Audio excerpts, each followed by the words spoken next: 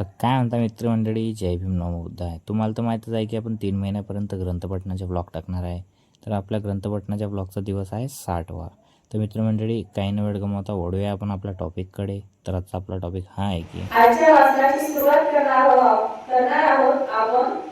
आजच्या वाचनाचा मनुष्य परत नवा जन्म घेतो काय या सिद्धांतावर तथागत भगवान बुद्धांचा विश्वास होता काय असणे असंभाव्य दिसते.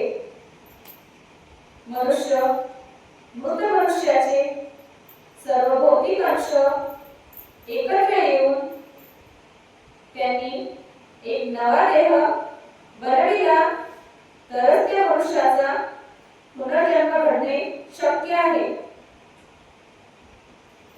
जर नवा देह वेगवेगळ्या मृत मनुष्याच्या भिन्न भिन्न भौतिक अंशांच्या मिश्रणाने बनत असला तर पुनर्जन्म शक्य आहे.